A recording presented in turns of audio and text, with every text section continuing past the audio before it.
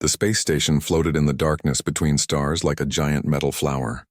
Its name was Harmony's Edge, and it was supposed to be a place where different alien races could meet and talk without fighting. Today it hosted the most important meeting in the galaxy's history. Park Chung walked down the long metal hallway toward the main meeting room. His black diplomatic suit was clean and pressed, and his face showed no emotion. But inside, his heart was beating fast. Today's meeting could save billions of lives or doom them all to war. Behind him, Kim Yuna carried a briefcase full of important papers. She had worked with Park Chung for 5 years, and she knew him well enough to see he was nervous. The tall, serious man never showed fear, but his hands moved slightly when he was worried. "Sir," Kim Yuna said quietly. "The Kalahari delegation arrived an hour ago. Their warcast leader looks angry." Park Chung nodded. The Kalahari Empire was huge and powerful. They had conquered dozens of smaller alien races over the past century. Their ships were faster than human ships. Their weapons were stronger. Their soldiers were bigger and meaner. But humans had something the Kalahari did not understand: patience and the ability to think many steps ahead. "Thex Morvac has always been angry," Park Chung replied. "That is why we must be calm. Fire and fire make a bigger fire. Water puts fire out." They reached the meeting room doors. Inside, representatives from 12 different alien races sat around a huge round table. The room was filled with the sounds of different languages being translated by computers. The air smelled of different alien foods and medicines.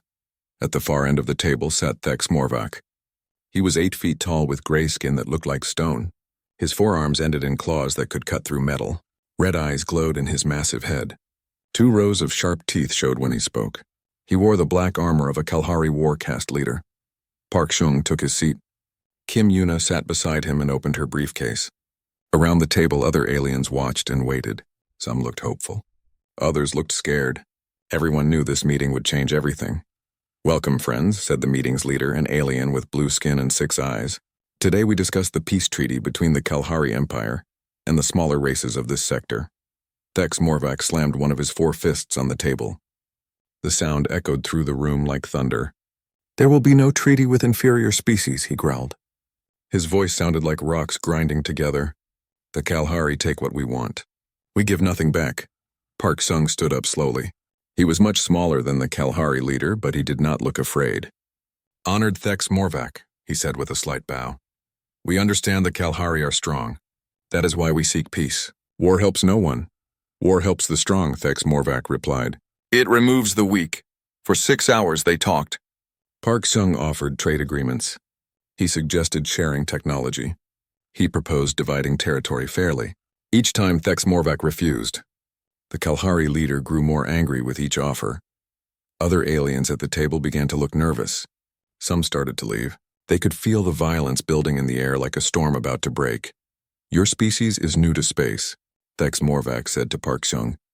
"You have been traveling between stars for less than 400 years. The Kalahari have ruled space for 4,000 years. You are children playing at being adults." Park Chung remained calm. "Sometimes children see things that adults miss," he said. "We offer friendship. We offer cooperation. These things make everyone stronger." Thex Morvac stood up. His massive form towered over the table. His armor made clicking sounds as he moved. "The Kalahari do not need friends. We take what we want from those too weak to stop us, and what if someone is not too weak?" Park Chung asked quietly. The question hung in the air like smoke. Around the table, aliens held their breath. Even the computer translators seemed to pause. Thex Morvac's red eyes glowed brighter. His claws extended from his fingertips with a sharp sound like knives being drawn. "Then we make them weak," he said. In one swift movement, Thex Morvac reached across the table. A plasma blade appeared in his hand, glowing white-hot. The energy weapon hummed with deadly power. "Sir!" Kim Yuna shouted, but it was too late. The plasma blade cut through Park Chung's chest in a flash of burning light. The human diplomat fell to the floor without a sound. Blood spread across the metal floor like spilled ink. The room erupted in chaos. Aliens screamed and ran for the exits. Security alarms began to sound. Red lights flashed on and off. Kim Yuna knelt beside Park Chung's body. His eyes were still open, but they saw nothing. The man who had spent his life trying to make peace was dead. Thex Morvac stood over the body. "Let this be a lesson," he announced to the fleeing aliens. This is what happens to those who think they can bargain with the Kalahari Empire. Kim Yuna looked up at the killer. Tears ran down her face, but her voice was steady. You have made a terrible mistake, she said. Thex Morvac laughed. The sound was like breaking glass. What will your weak species do? File a complaint? Ask for an apology? Kim Yuna grabbed her briefcase and the recording device that had captured everything. She stood up and faced the massive alien warrior. You will find out, she said. She ran for the exit as Kalahari soldiers began hunting for the remaining human witnesses. Behind her, Park Sung's blood was already drying on the cold metal floor. The murder had been broadcast live across the galaxy, because all peace talks were recorded for history. Billions of beings had watched a human diplomat die trying to make peace. As Kim Yuna reached her escape ship, she sent a single message to Earth. Park Seung is dead. The Kalahari killed him during negotiations. They showed no mercy. The message traveled faster than light across the vast emptiness of space. When it reached Earth, it would change everything. In the depths of space, human ships that the galaxy had never seen began to move. Hidden bases started coming online. Secret weapons powered up for the first time. Thex Morvac thought he had solved a problem by killing one human diplomat. He had no idea what he had just started. The news reached Earth 72 hours after Park Sung died. The message traveled through jump gates and relay stations across thousands of light years. But the pain in Kim Yuna's words came through clearly. President Li Huan sat in the underground command center beneath Seoul. The room was filled with screens showing star maps, ship positions, and communication channels. Military officers moved quietly between workstations. Everyone spoke in whispers, as if loud voices might break something important. Li Huan was 60 years old with gray hair and tired eyes. He had been president for 8 years, guiding humanity through its careful expansion into space. He believed in diplomacy, in finding peaceful solutions to problems, but as he watched the recording of Park Sung's murder for the 10th time, his face grew hard as stone. Show me our options, he said. Fleet Admiral Choi De-sung stepped forward. He was a tall man with broad shoulders and hands marked by years of military service. Behind him stood Intelligence Director Nam Hee-jin, a sharp-eyed woman who knew more secrets than anyone else in the government. The Galactic Council expects us to file a formal complaint, Admiral Choi said. That is what smaller species always do when the Kalahari hurt them. The Council will hold hearings. They will write reports. Maybe in 5 years they will tell the Kalahari to say sorry. President Li Huan's jaw tightened. And meanwhile, how many more diplomats die? How many more species get conquered while we wait for justice? Nam Hee-jin opened a thick folder. Sir, we have another option, but it will change everything. Explain. The intelligence director activated a holographic display. Star maps appeared in the air, showing human colonies and trade routes. But as she touched controls, the map changed. New dots appeared, hundreds of them. For 50 years we have been preparing for this day, Nam Hee-jin said.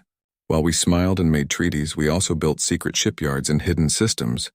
We trained soldiers in bases that do not appear on any map. We studied every alien technology we could find and made it better. President Li Huan stared at the hidden fleet markers. There were so many of them. You did this without telling me? Your predecessor started the program, Admiral Choi explained. Each president learns about it when they face their first real crisis. We hoped this day would never come. How many ships? 8,000 combat vessels, the Admiral replied, plus support ships, carriers, and special warfare units. We have weapons the galaxy has never seen, technology that will surprise everyone. President Li Huan was quiet for a long time. He thought about Park Sung, who had spent his whole life trying to make peace. He thought about the Kalahari leader who had killed an unarmed diplomat. He thought about all the species living in fear of Kalahari expansion. If we do this, he said slowly, there is no going back. No, sir, Admiral Choi agreed. But if we do nothing, they will see us as weak. The Kalahari will come for our worlds next, and every small species in the galaxy will know that talking to humans offers no protection. The president stood up. Around the room, officers stopped what they were doing and waited. Send a message to all human colonies, Li Huan said. His voice was calm but filled with steel. Tell them to prepare for total war. Send another message to the Galactic Council. Humanity withdraws from all treaties effective immediately. Nam Hee-jin's fingers moved over her control panel. Sir, that will shock everyone. No species has ever left the galactic community. Good, the president replied. Let them be shocked. And send one more message to the Kalahari Empire. We declare total war against you and anyone who helps you. You wanted to see what humans do when diplomacy fails. Now you will learn. The Hidden Fleet began to move that same day. Captain Ominseo commanded the stealth destroyer Soul's Fury, one of humanity's most advanced warships. Her ship could become invisible to most sensors and travel faster than anything the Kalahari had ever built. Target acquired, reported her weapons officer, Lieutenant Park Junho. Kalahari supply convoy, 12 ships, traveling through the Vega system. Captain O studied the enemy formation on her screens. The Kalahari ships were huge and powerful, but they moved in predictable patterns. For 50 years, humans had been watching and learning. Deploy interdiction field, she ordered. A new type of weapon activated. Space around the Kalahari convoy twisted and bent. Their faster-than-light engines suddenly stopped working. The alien ships found themselves trapped, unable to escape or call for help. Sir, they are trying to contact their fleet, Lieutenant Park reported. Let them try, Captain O replied. Begin attack pattern Alpha. Soul's Fury struck like a ghost. The human ship appeared, fired its weapons, and vanished before the Kalahari could respond. Again and again the pattern repeated. Human weapons punched through alien shields like they were made of paper. The Kalahari had never faced anything like this. Their ships were designed to fight enemies who attacked directly, with honor and predictable tactics. Humans fought like shadows, striking weak points and disappearing. Within an hour, the entire convoy was destroyed. Not one Kalahari ship escaped to tell what had happened. Captain O opened a communication channel to the burning wreckage. This is Captain Ominseo of the Earth Defense Force, she said. You killed our diplomat. This is our response. Tell your empire, humanity is coming. But there was no one left alive to hear the message. Similar attacks happened across the galaxy. Human ships appeared where they were not expected, struck targets the Kalahari thought were safe, and vanished like smoke. Supply lines were cut. Communication stations went silent. Outposts simply disappeared. The Kalahari Empire, which had ruled space for 4,000 years, suddenly found itself fighting an enemy it did not understand. In the imperial capital, Kalahari War leaders gathered in emergency session. Thex Morvac stood before a council of his superiors, trying to explain how killing one human had led to this nightmare. You said they were weak, growled Supreme Warcast leader Vex Drakath. His voice shook the walls of the great chamber. You said they would file complaints and beg for mercy. They were weak, Thex Morvac protested. I saw their diplomat. He was small and soft, like all humans. Then explain how our third fleet was destroyed, Vex Drakath demanded. Explain how they have weapons we have never seen. Explain how they appear and disappear like spirits. Thex Morvac had no answers. None of them did. On Earth, President Li Huan addressed the nation. His speech was broadcast to every human world, and somehow copies found their way to alien news networks across the galaxy. My fellow humans, he said, today we learned that some beings mistake kindness for weakness. They mistake diplomacy for fear. Ambassador Park Seung died trying to make peace with creatures who understand only violence. His voice grew harder. Very well. If violence is the only language they speak, then we will teach them new words in that language. We will show them the difference between a diplomat and a warrior. We will show them that humanity's greatest strength is not our kindness. It is our ability to survive anything and become stronger. The speech ended with words that would be remembered for generations. They wanted war. They will have it. And they will regret it. Across the galaxy, alien races watched in amazement as the humans they had seen as peaceful traders and diplomats revealed themselves to be something far more dangerous. The war had begun. 3 months had passed since Park Seung's murder, and the galaxy was learning to fear a species they had once ignored. The Kalahari Empire, which had conquered worlds for thousands of years, now faced an enemy unlike anything in their experience. Commander Jang Woojin stood on the bridge of the battlecruiser Incheon Rising, studying holographic displays that showed 17 different star systems. Each system contained a Kalahari world. Each world would be attacked at exactly the same moment. Operation Silent Thunder is ready to begin, reported his tactical officer Major Song Kyung-ho. All strike teams report they are in position. Zhang Wujin was a quiet man who had spent 20 years planning for this kind of war. He understood that humans could not win by fighting the Kalahari the same way other species fought them. Humans had to be smarter, faster, and more ruthless than anything the galaxy had ever seen. Execute the operation, he ordered.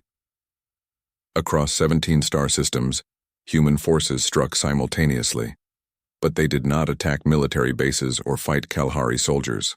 Instead, they targeted power plants, communication networks, water treatment facilities, and food production centers. On the world of Kethmaran, stealth teams led by Lieutenant Colonel Kim Jiwoo disabled the main fusion reactor that powered the planet's largest city. The lights went out for 8 million Kalahari civilians. Backup systems failed because human hackers had infected them with viruses months before. On Vorthagal, Major Lee Seung-won's squadron destroyed the orbital platforms that controlled the planet's weather. Without the platforms, terrible storms began to rage across the surface. The Kalahari population fled underground, but human forces had already poisoned their emergency food supplies. On every targeted world, the same pattern repeated. Humans did not try to kill Kalahari soldiers. Instead, they made normal life impossible. They turned the Kalahari's own technology against them. They created fear and confusion. The attacks were perfectly timed to cause maximum chaos. As Kalahari leaders tried to respond to the crisis on one world, disasters struck other worlds. Their military could not be everywhere at once. Most disturbing of all, during each attack, human forces broadcast the same message on every communication channel. It was the recording of Park Seung's murder, played over and over again. The dead. Diplomat's face appeared on screens across Kalahari space, followed by words in the Kalahari language. You killed our peacemaker. Now you will learn why we chose peace. Back on Earth, Ambassador Yoon Soo-jin prepared for her most important meeting. She had been appointed as Earth's new chief war diplomat, replacing the murdered Park Seung. But unlike her predecessor, her job was not to make peace. Her job was to make sure humanity had allies when the real fighting began. The meeting took place on the neutral station Haven's Rest, far from the war zone.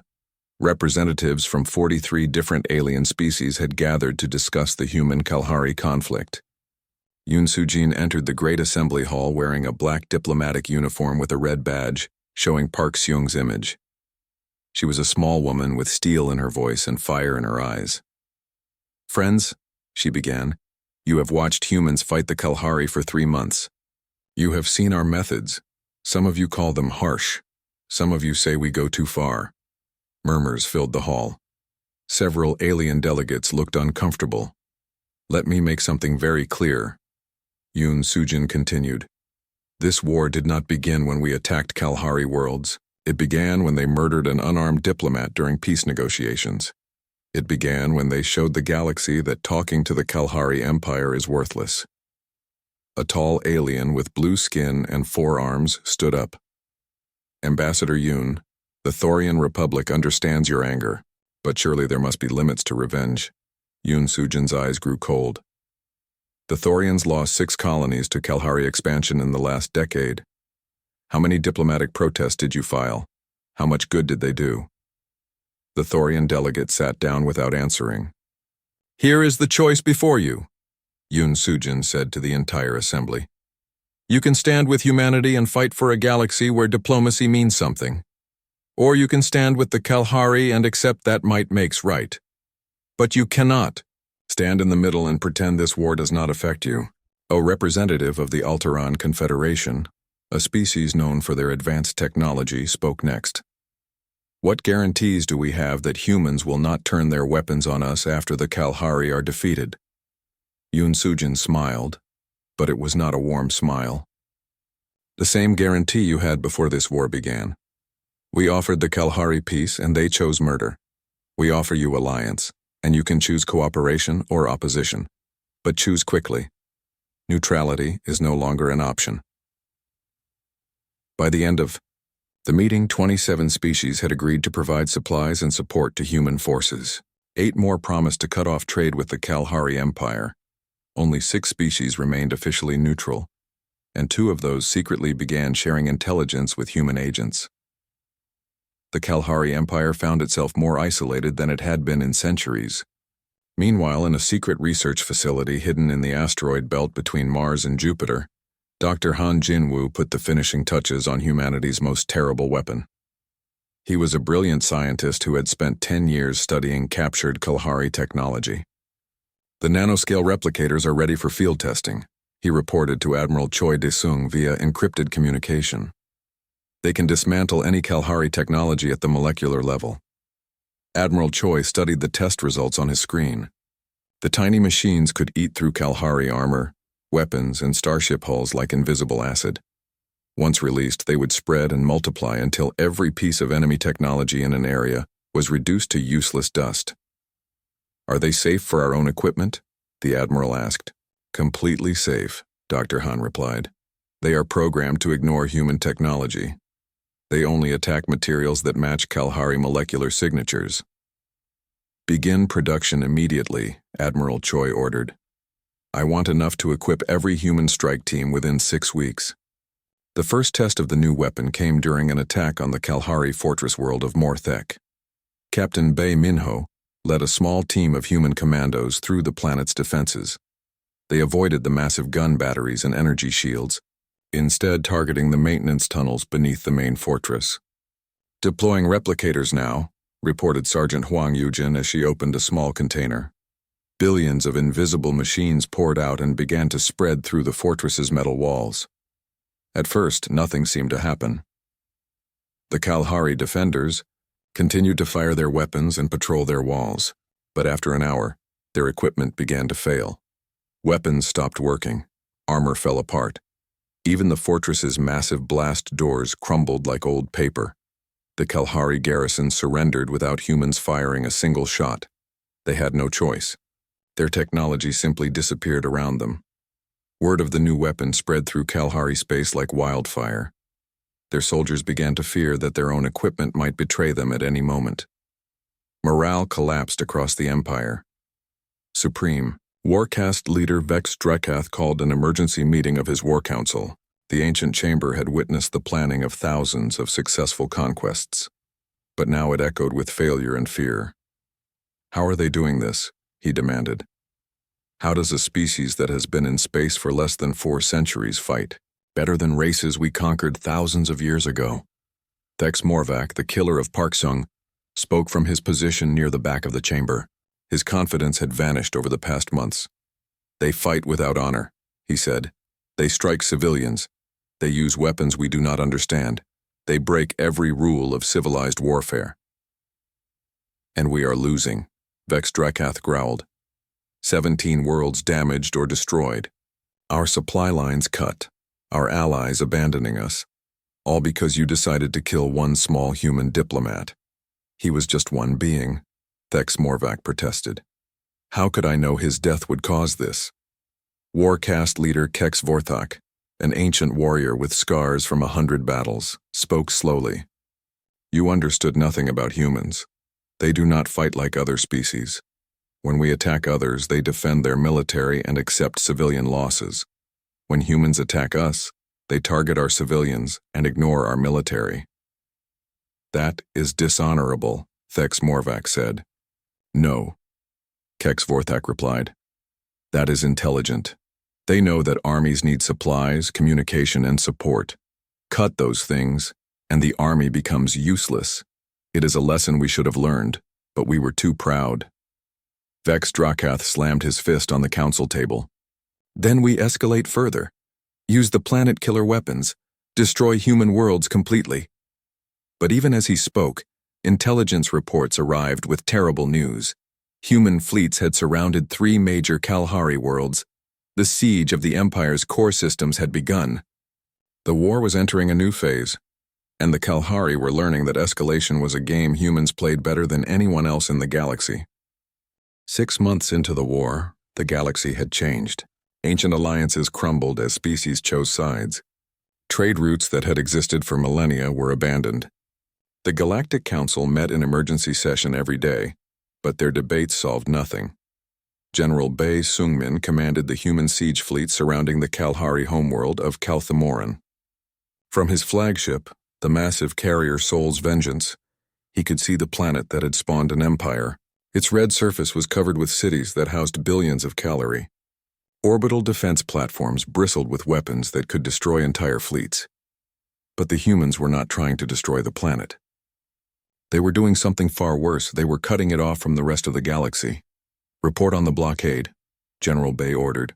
His operations officer, Colonel Park Jin-soo, displayed a holographic map of the star system. Red markers showed human ships at every possible escape route. "Complete encirclement achieved, sir. No Kalahari ship has entered or left the system in 3 weeks. Food shipments have stopped. Medical supplies are running low." Captain Song Yunbi's voice crackled over the communication system from her stealth frigate Hidden Strike.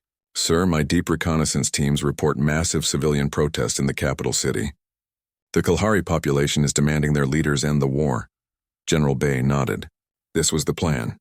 Humans had learned that the Kalahari Empire's greatest weakness was not military. It was political.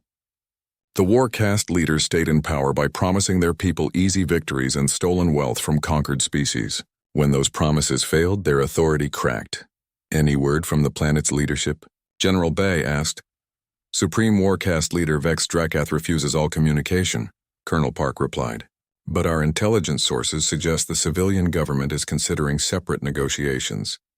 The siege was working, but the Kalahari were not finished.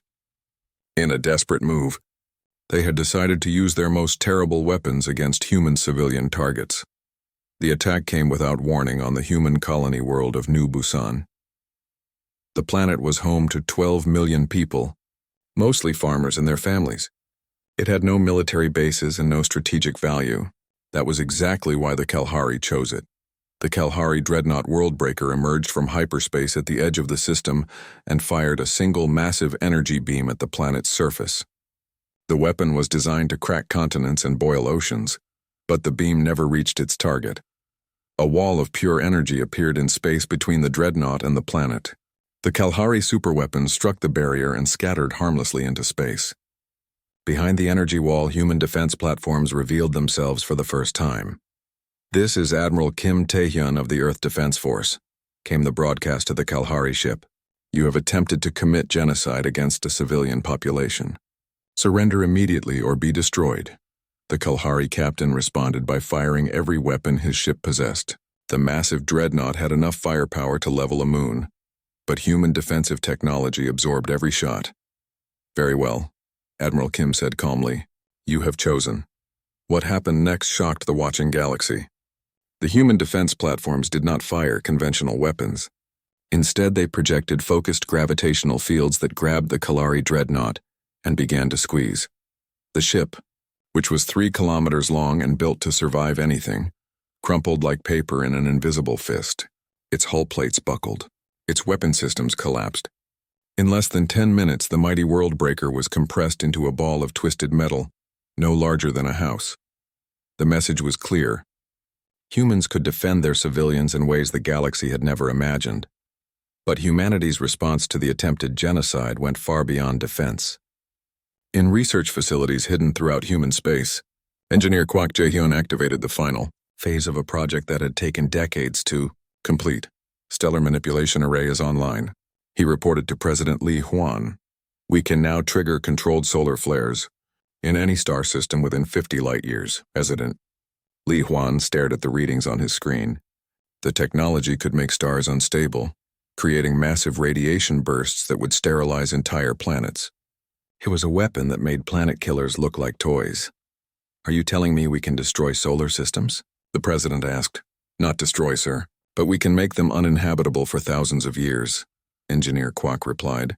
"The radiation would kill everything on any planet in the system, but the worlds themselves would remain intact." President Lee Hwan was quiet for a long moment. Then he made a decision that would terrify the galaxy. Send a demonstration to the Kalahari Empire. Choose an uninhabited system near their border. Let them see what happens when they target our civilians. The demonstration took place in the Zerion system, which contained no habitable planets, but was close enough to Kalahari space to be clearly visible. Human ships arrived and deployed a network of gravitational projectors around the system's star. What followed was broadcast live across the galaxy. The star began to convulse.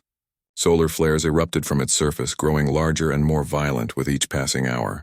Radiation levels in the system increased to lethal levels. Any planet that had contained life would have become a dead rock. The transmission that accompanied the demonstration was delivered by President Li Huan himself.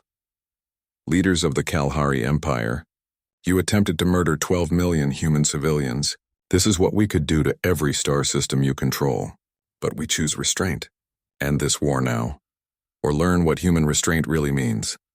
The effect on galactic politics was immediate and dramatic. Species that had remained neutral suddenly began sending urgent messages to Earth, offering alliance and support. Former Kalahari allies announced they were withdrawing from all agreements with the Empire. The Vorthak Confederation, which had provided weapons to the Kalahari for centuries, sent Ambassador Lix Vorthak to negotiate with humanity. The meeting took place on the neutral station where Park Seong had died. The Confederation wishes to express regret for our past association with the Kalahari Empire. Ambassador Lix said to Yoon Soo-jin, "We did not understand the true nature of their leadership." Yoon Soo-jin's response was ice cold. Your confederation supplied the weapons that the Kalahari used to conquer 17 species in the past 50 years. You profited from their wars of expansion. Now you express regret because they are losing. We offered to make amends, the alien ambassador said desperately. Full access to our trade networks, technology sharing agreements, anything you require. What we require, Yoon Soo-jin replied, is simple. Complete economic isolation of the Kalahari Empire. No trade, no communication, no support of any kind, and a formal apology to every species they conquered while using your weapons. The Vorthak Confederation agreed within hours. Similar conversations took place across the galaxy. Humanity's demonstration of stellar manipulation had shown that humans possessed power beyond anything previously imagined. Species that had existed for millions of years suddenly faced the possibility of extinction at the hands of relative newcomers. But the most dramatic change came from within the Kalahari Empire itself. On the homeworld of Kalthamoran, civilian populations rose in revolt against the war-caste leadership. Millions of Kalahari took to the streets, demanding an end to the war that was destroying their civilization. Supreme war-caste leader Vex Drakath faced a choice: continue fighting and risk the complete annihilation of his species, or find a way to end the war with some dignity intact. In desperation, he made a decision that surprised everyone. He sent a personal message to the human fleet surrounding his homeworld. I am Vex Drakath, Supreme Warcaste leader of the Kalahari Empire. I challenge the humans to single combat.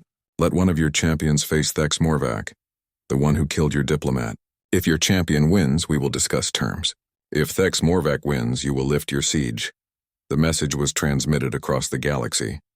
Every species watched and waited to see how humanity would respond to this ancient tradition of settling disputes through personal combat.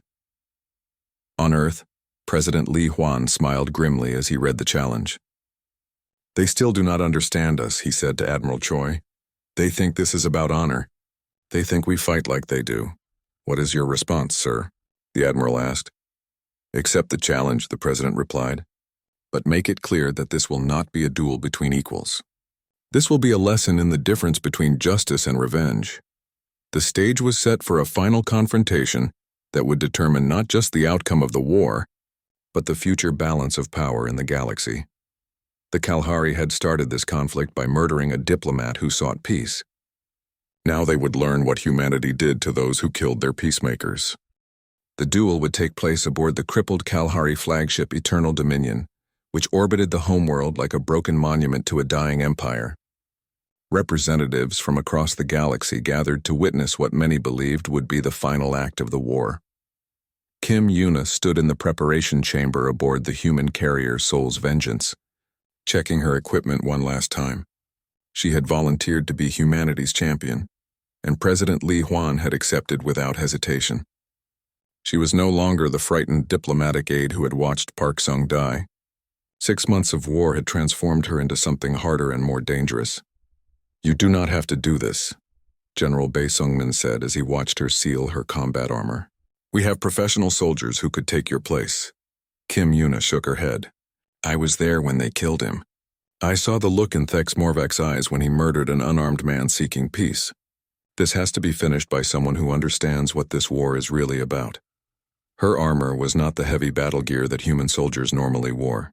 Instead, it was sleek and flexible, designed for speed and precision. Built into the suit were technologies that the galaxy had never seen, products of humanity's secret research programs. Admiral Choi Dae-sung's voice came through the communication system. Kim Yuna, you should know that this duel is being broadcast live to every inhabited world in the galaxy. Billions of beings will be watching. Good, Kim Yuna replied. Let them see what happens to those who mistake diplomacy for weakness. The transport ship carried her across the void to the Kalahari flagship. As she approached the massive vessel, she could see the damage that human weapons had inflicted. Great holes had been torn in the hull. Weapons turrets hung uselessly from their mounts. The ship that had once terrorized entire star systems was now a floating wreck. The duel arena had been prepared in the ship's main hangar bay. It was a circular space 50 meters across, surrounded by energy barriers that would contain the combat. Thousands of Kalahari gathered in the viewing galleries above, their red eyes glowing with desperate hope. Thex Morvac waited in the center of the arena. The massive warrior looked exactly as he had 6 months ago when he murdered Park Seung. His gray stone skin was unmarked by battle. His forearms ended in claws that could cut through steel. His black armor was polished to a mirror shine, but something had changed in his red eyes. Where once there had been arrogant confidence, now there was uncertainty. The easy victories and conquered species had been replaced by a war that the Kalahari were losing badly. Kim Yuna entered the arena without ceremony. She was so much smaller than her opponent that many observers wondered if this was some kind of mistake. Thex Morvac towered over her like a mountain over a pebble. So, Thex Morvac said, his voice echoing through the hangar, the humans send a female to fight their battles. Is this the best your species can offer? Kim Yuna's response was calm and clear. I am Kim Yuna, aide to Ambassador Park Seung. I was there when you murdered him. I am here to collect payment for that debt. Supreme Warcast leader Vex Drykath stood in the command gallery, surrounded by his surviving war leaders. Let this duel decide the fate of our peoples, he announced to the watching galaxy. Single combat to the death, with no interference from outside forces. The energy barriers activated, trapping the two fighters in the arena. Around the galaxy, billions of beings watched on their screens as the human and the Kalahari faced each other. Thex Morvac attacked first, just as Kim Yuna had expected. He moved with surprising speed for such a massive creature, his plasma claws extended and glowing with deadly energy. Any normal human would have been cut in half by his first strike. But Kim Yuna was not there when his claws arrived. Her armor's movement systems allowed her to dodge with inhuman grace, flowing around his attacks like water around a rock. Stand still and die with honor, Thex Morvac snarled as his claws struck empty air. Honor? Kim Yuna replied as she circled him. You want to talk about honor? You killed an unarmed diplomat during peace negotiations. You targeted civilian populations with planet-killer weapons. You speak of honor while drowning the galaxy in blood. She struck for the first time, her armored fist connecting with a weak point in his knee joint. The impact would have shattered human bones, but Thex Morvac's alien physiology absorbed the blow with minimal damage. Your diplomat was weak, he said, sweeping his massive arms in an attempt to catch her. Like all humans, you pretend to be civilized, but you are prey animals trying to sit at the predator's table. Kim Yuna dodged again, but this time she activated one of her armor's hidden systems. Nanoscale disruptors, similar to those that had destroyed Kalahari equipment across the galaxy, began to eat away at Thex Morvac's armor plating. Park Seung was not weak, she said as his protection began to fail. He was brave enough to seek peace with creatures like you. He believed that even monsters could learn to be better than their nature. Thex Morvac noticed his armor dissolving and roared in fury. Trickery! Deception! You fight without honor. We fight to win, Kim Yuna replied. That is what you never understood about humans. We offered you peace because we are strong enough to choose peace. When you refused, you forced us to show you why peace was the better option. The Kalahari warrior's attacks became more desperate as his armor continued to disintegrate. His claws could no longer extend properly. His strength-enhancing systems failed one by one. For the first time in his life, Thex Morvac felt vulnerable. Impossible, he gasped. The Kalahari are the greatest warriors in the galaxy. We have conquered for 4,000 years. Kim Yuna stopped dodging and stood directly in front of him. Her armor's defensive systems activated, creating an energy shield that his weakened claws could not penetrate. "You conquered species that fought the way you expected them to fight," she explained, her voice carrying clearly to every watching being in the galaxy. "You attacked their armies. You seized their territory. You followed the ancient rules of warfare. But humans do not follow those rules." She grabbed one of his massive arms and applied pressure to a nerve cluster that human intelligence had identified as a critical weakness in Kalahari physiology. Thex Morvac's arm went numb and useless. "When you attack our armies, we attack your supply lines. When you threaten our worlds, we turn your own technology against you. When you kill our diplomats, we make your entire civilization question whether you deserve to lead them." Another nerve strike, and his second arm became paralyzed. The watching Kalahari gasped in disbelief as their greatest warrior was systematically dismantled by a creature a quarter of his size. "This is what you never understood," Kim Yuna continued, her voice now filled with steel. "Humans do not fight to prove we are strong. We fight to protect what we love. And we are very, very good at protecting what we love." Thex Morvac fell to his knees, his massive form no longer able to support itself. His red eyes blazed with hatred and disbelief. You are just prey animals." "No," Kim Yuna said, standing over the fallen giant. "We are the species that evolved alongside predators and learned to hunt them back. We are the species that turned cooperation into an art form. We are the species that reach for the stars despite every obstacle in our path." She placed her hand on his throat, where human scientists had located the Kalahari's primary blood vessel. One precise strike would end his life instantly. "Park Sung offered you peace," she said, her voice now barely above a whisper but somehow audible to every being watching. "He offered you a place in a galaxy where different species could work together, instead of constantly fighting. You rejected that offer with murder." The arena was completely silent. Even the Kalahari spectators held their breath. "Now you will serve as an example to any species that thinks diplomacy is a sign of weakness. You will show the galaxy what happens when someone kills our peacemakers." Kim Yuna's strike was faster than thought. Thex Morvac, the killer of Park Seung, fell forward and did not move again. The silence stretched for long moments.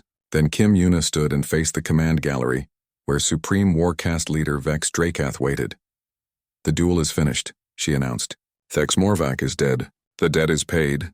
Vex Drakath's voice was hollow when he spoke. "The Kalahari Empire surrenders." President Li Huan's image appeared on screens throughout the arena and across the galaxy. His words were transmitted to every inhabited world, ensuring that the lesson would never be forgotten.